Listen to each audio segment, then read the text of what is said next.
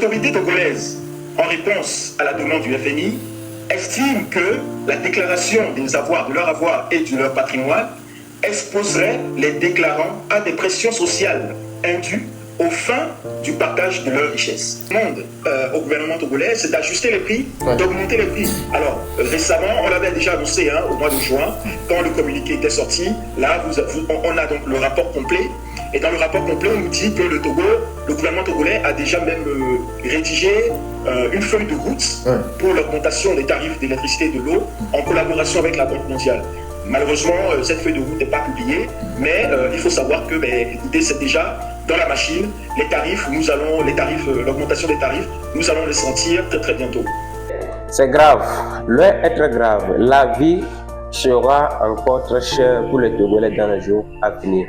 Ce n'est pas de la prophétie, mais c'est le rapport, c'est ce que révèle le rapport du FMI sur la situation économique du Togo. Vous n'allez pas croire, mais dans cette vidéo, vous allez comprendre avec les documents à l'appui. Le FMI a fait un rapport économique sur le Togo et cela révèle que le FMI propose 2 ou 3 solutions au gouvernement togolais parce que le Togo est tellement endetté que qu'est-ce que le FMI propose au gouvernement togolais? Vous allez suivre cette vidéo, sur ça dans cette vidéo. Mais bien avant, je vais vous donner les 3 points.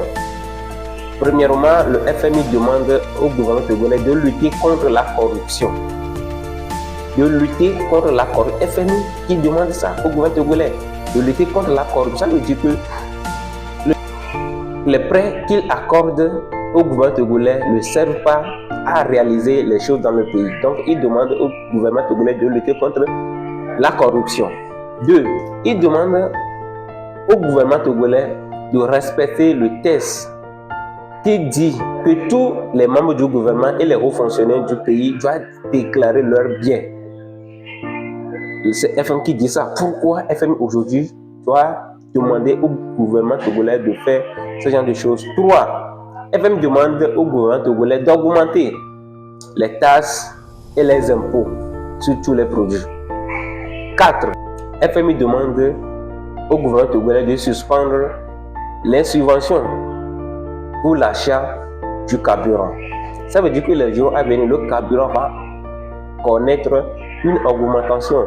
Ça veut dire que les produits qui passent par le port, qui passent par les frontières entre le Togo, le Bénin et le Burkina doivent également connaître des augmentations. Ça veut dire que ce que nous achetons aujourd'hui cher, dans les jours à venir, nous allons encore l'acheter très cher. Très cher.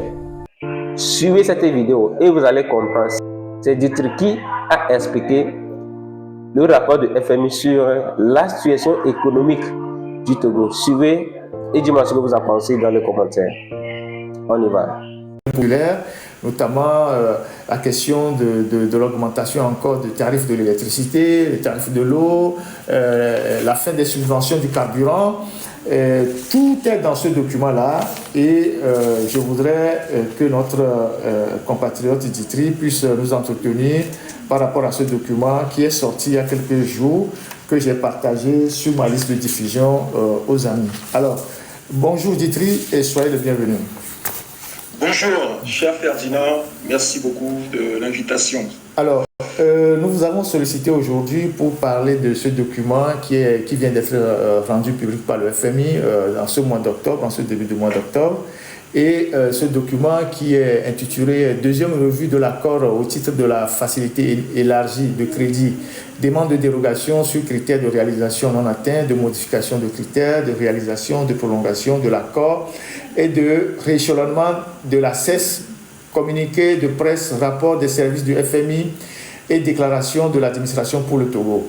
Alors, Monsieur Ditri, vous avez vu aussi ce document comme nous. Quelles sont vos premières impressions?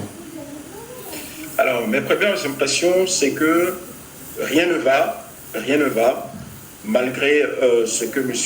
Doucet nous a dit. Quand on lit ce rapport, on constate que les efforts consentis par le gouvernement sont encore très très modérés. Alors, que dit le rapport plus précisément? Le rapport s'inscrit déjà dans le cadre d'une facilité élargie de crédit qui a été accordée au Togo en mars 2024. Il faut savoir que c'est un prêt qui est accordé aux pays pauvres qui connaissent des problèmes de balance de paiement. Et les problèmes de balance de paiement, notamment la difficulté à rembourser leurs dettes. Nous n'avons pas vocation aujourd'hui à aborder tout le document. C'est un document de 140 pages qu'on va analyser. Mais rapidement, en 10-15 minutes, on va aborder les points saillants de ce document qui intéressent directement nos populations, surtout les couches défavorisées. Quels sont les points saillants de ce document? C'est ça. Le premier point, c'est que le FMI remarque que le budget de l'État, tel qu'il est rédigé, ne reflète pas la réalité. Déjà, ça, c'est très grave. Et il constate notamment qu'il y a eu des dépenses qui n'ont pas été retranscrites dans le budget, notamment un achat d'hôtels de près de 36 milliards et des achats d'engrais pour plus de 100 milliards au titre de 2024. D'accord? Et donc, ça, c'est le premier point, le premier dysfonctionnement que constate le FMI. Est-ce qu'ils ont nommé l'hôtel qui a été racheté? Ils n'ont pas nommé. Malheureusement, dans ce document, on ne nomme pas l'hôtel, mais je pense qu'on peut tous facilement deviner parce qu'ils ont fait une publicité, ils ont fait beaucoup de communication l'année passée. Je pense, à mon avis, ce serait l'hôtel des Bénin. Mais c'est à voir. En tout cas, ça n'a pas été marqué dans le document. Et c'est combien le coût? Ça a été racheté à combien? Le coût a été de 36 milliards de francs CFA. Ok, on saura de quel hôtel il s'agit. Parce qu'il y a aussi l'hôtel Palm Beach qui est en réflexion, on va savoir. Exactement. Ouais. Donc, quand le FMI prend en compte toutes ces dépenses cachées, il arrive à un taux d'endettement de 72% du PIB, plutôt que les 69% qui étaient annoncés par le gouvernement au titre de 2004. 2004, pardon. Ensuite, le deuxième point, c'est le constat que le Togo est confronté à des risques élevés de financement du terrorisme et du blanchiment de capitaux. Ouais. Alors, le FMI a constaté donc que ces deux problèmes étaient liés notamment à la fraude fiscale et à la corruption. Donc, ce qui est demandé au Togo, c'est de mettre en place rapidement les normes juridiques pour pouvoir lutter efficacement contre ces fléaux.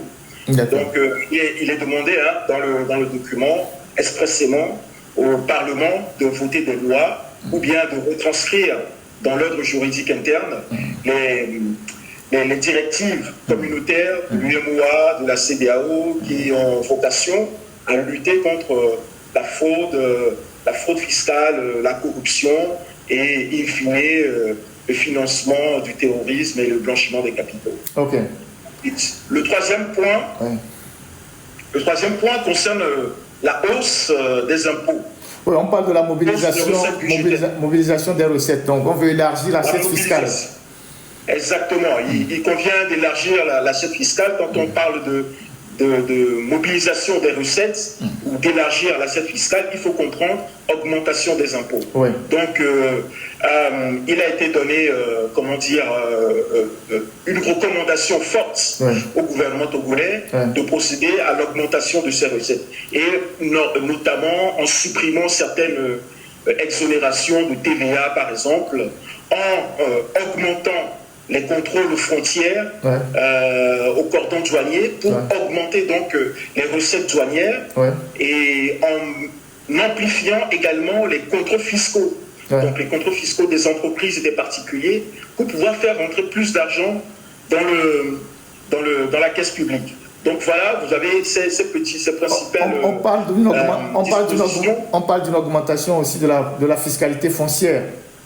Exactement, et la fiscalité foncière également. Alors, donc vous avez toutes ces mesures qui doivent être mises en place. On parle aussi d'une taxe télécom.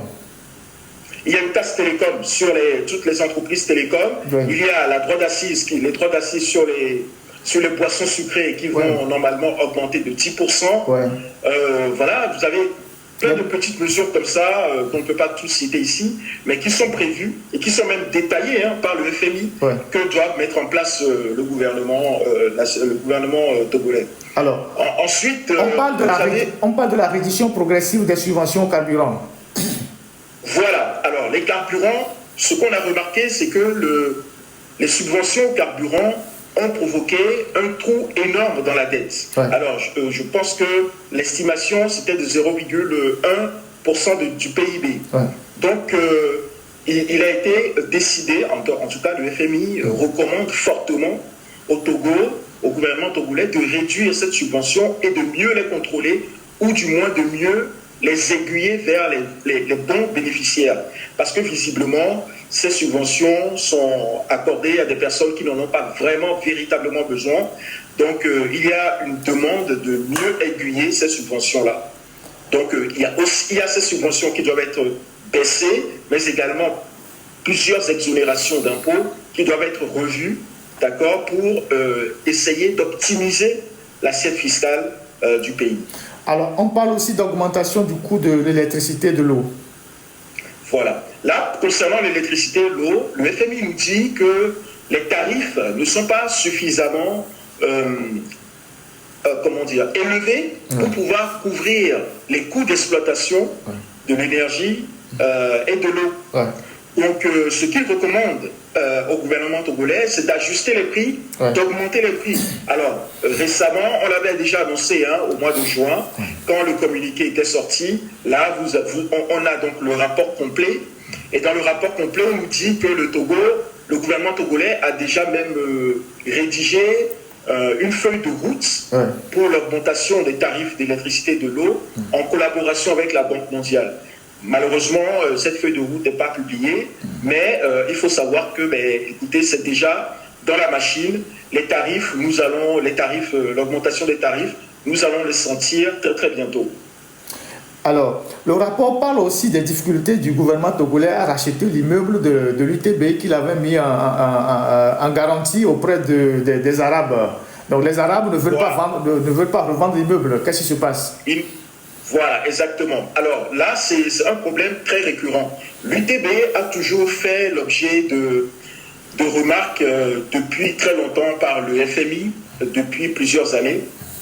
Et à chaque revue, à chaque rapport du FMI, le FMI recommande que l'UTB soit restructuré. Pour quelles raisons? Les raisons sont nombreuses. Alors, il y a un défaut en matière de fonds propres de la banque. Il y a le fait qu'il y a eu des prêts qui ont été accordés à des personnes peu fiables. Généralement les barons du régime et leurs femmes. Généralement les barons du régime. Voilà, exactement. Donc le FMI aujourd'hui demande à ce que l'État vienne en aide à cet établissement pour sécuriser les fonds propres de cette banque et pour récupérer tous les fonds auprès des clients douteux. Ouais. D'accord, parce qu'ils se sont remarqués que l'UTB ne respecte aucune norme prudentielle qui est imposée normalement aux banques. Donc les fonds propres, la sécurité des fonds, la sécurité des transactions, la récupération, la poursuite et le recouvrement des dettes, l'UTB n'est pas efficace sur ce plan-là. Donc, il est demandé au Togo de rapidement procéder à une revalorisation, restructuration de l'UTB. Et cette revalorisation doit normalement passer par le rachat de l'immeuble qui est le siège de l'UTB. Je résume rapidement pour ceux qui nous écoutent. L'immeuble de l'UTB qui est situé sur le boulevard circulaire en face de Lomé-Label ou à côté de la direction des sapeurs-pompiers, cet immeuble-là fait partie de 12 immeubles que M. Fogna Singbe, l'économiste diplômé des grandes universités, a mis en garantie pour prendre de l'argent auprès des Arabes, qu'on appelle le scouk. Nous avons largement débattu de ces scouks-là. Et donc, nous avons pris, c'est pas 140 quelque chose milliards auprès des Arabes.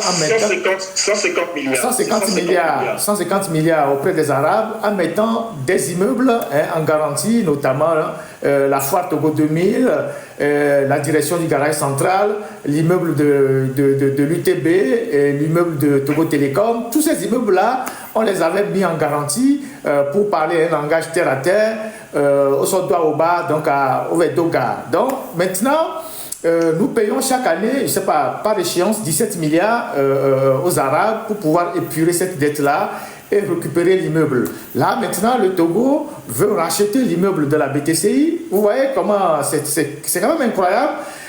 Nous avons notre propre propriété. On va le mettre en garantie pour prendre de l'argent. Maintenant, on veut racheter l'immeuble là auprès de celui chez qui nous avons mis l'immeuble en garantie. Et la personne dit, je ne vous vends pas l'immeuble. Alors, M. Ditry, c'était un rappel. Exactement. Donc, les propriétaires, les nouveaux propriétaires de cet immeuble sont réticents à revendre l'immeuble. Donc, c'est un problème que remarque le FMI. Donc, maintenant, nous sommes bloqués. Cet immeuble, je rappelle qu'en plus de cet immeuble, c'est le siège du ministère du Commerce également qui a été donné en hypothèque dans le cadre de ce prêt. C'est le siège de l'ETR également qui ont été donnés en garantie à ce prêt de 150 milliards. Ça veut dire que nous sommes locataires dans des immeubles que nous-mêmes on a construits. Exactement. Okay. Et même dans des immeubles qui abritent des services régaliens. D'accord. C'est ça le pire. Okay. Voilà. Donc, à l'heure actuelle, alors en janvier dernier, le gouvernement avait fait une opération de communication très tonitruante pour dire qu'il rachetait le siège de l'UTB et aussi qu'il soldait une partie de la dette de l'ancienne BTCI. Voilà. Alors là, le FMI dit dans son rapport que contrairement à ce qu'ils nous ont dit, en janvier 2025, ils n'ont pas racheté cet immeuble. Voilà.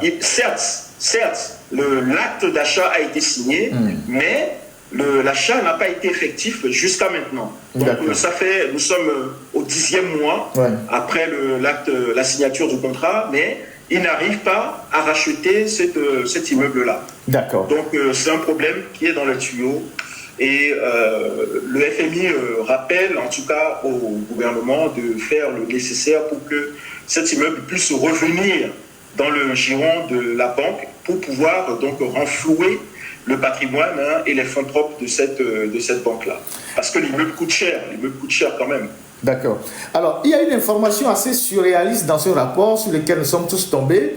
C'est la question de la déclaration des biens qui était prévue par la Constitution de 1992 que Fora tripatouillé, cette Constitution qui avait exigé que tous les gouvernants doivent déclarer leurs biens à leur entrée en fonction et les redéclarer à la fin de leur mission pour qu'on sache si se sont illicitement enrichis sur le dos de la République.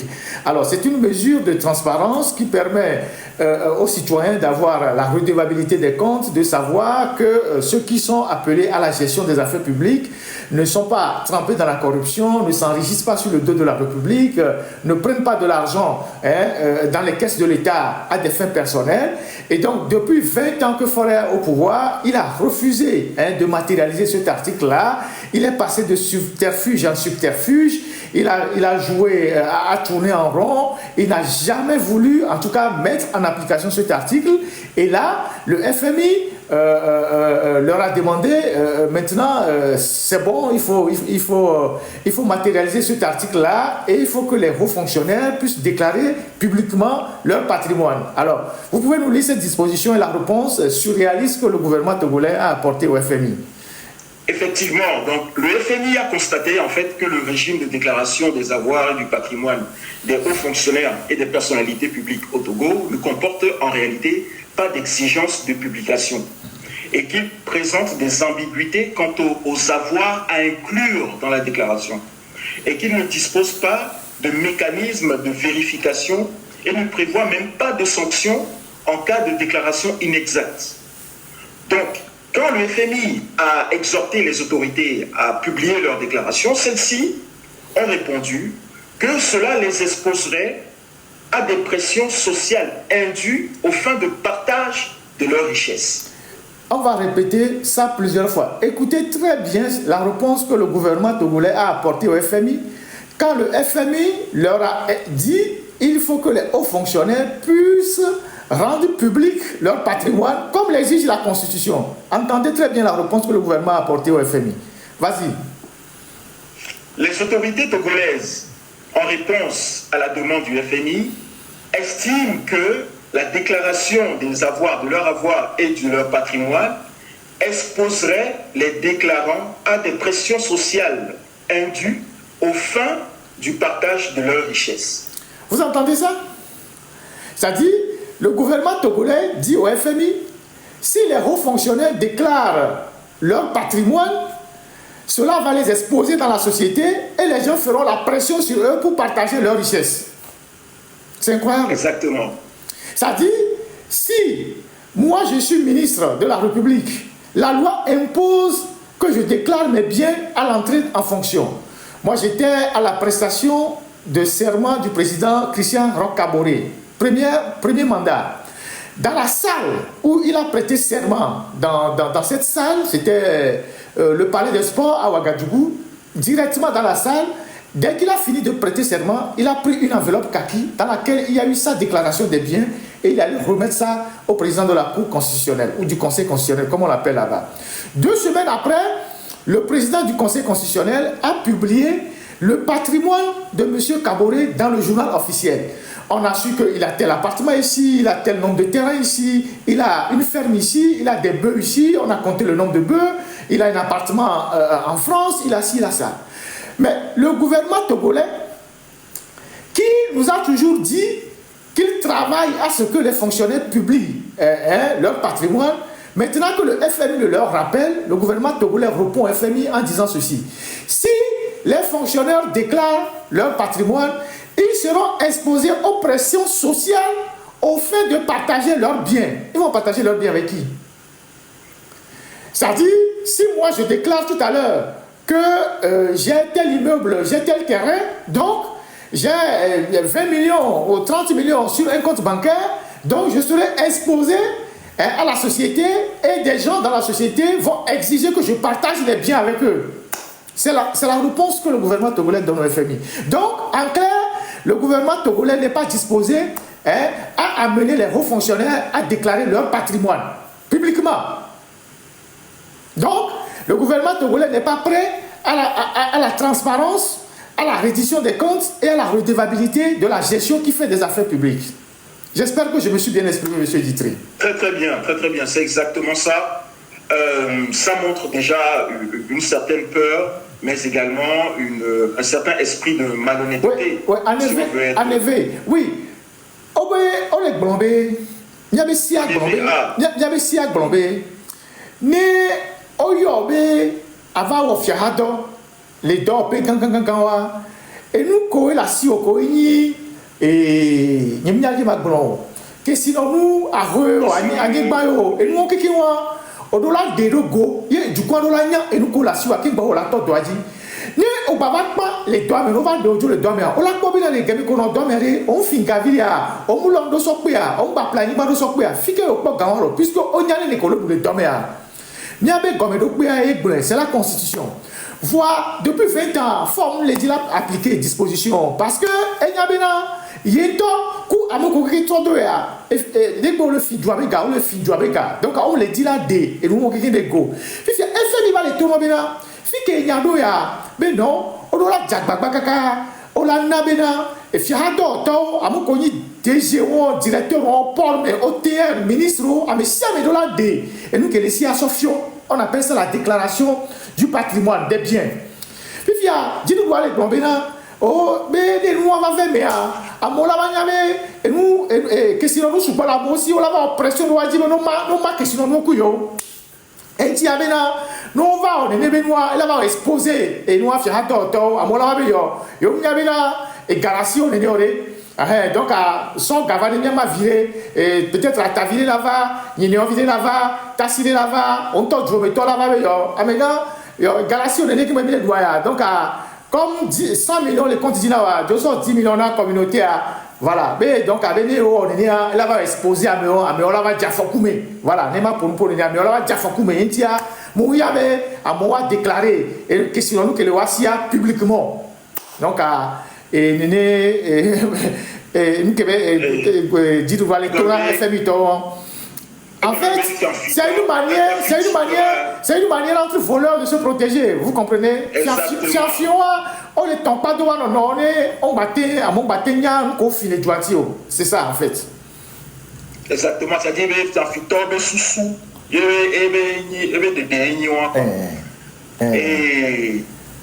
Et donc, effectivement, le FMI impose.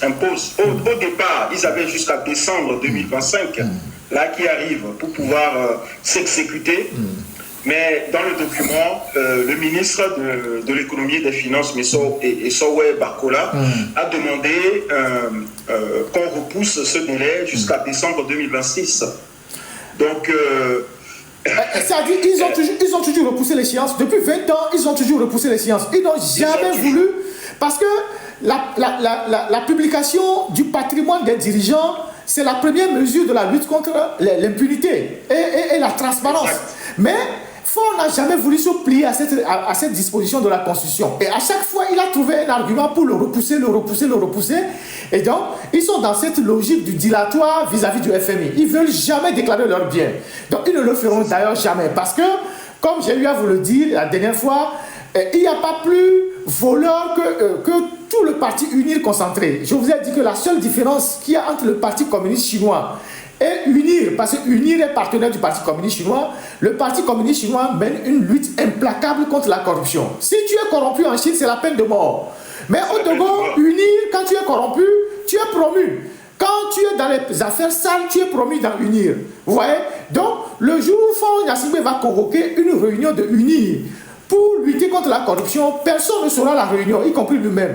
J'ai toujours dit ça. Donc, en fait, ils sont solidaires dans le mal, ils sont solidaires pour se protéger dans le pillage des ressources du pays. Et voilà pourquoi ils ne veulent pas céder à cette exigence de la Constitution togolaise, parce que c'est d'abord une exigence de la Constitution togolaise avant d'être reprise par le FMI. Si le FMI met la pression pour que les hauts fonctionnaires déclarent leurs biens, c'est que le FMI a constaté que les gens s'enrichissent énormément en étant fonctionnaires.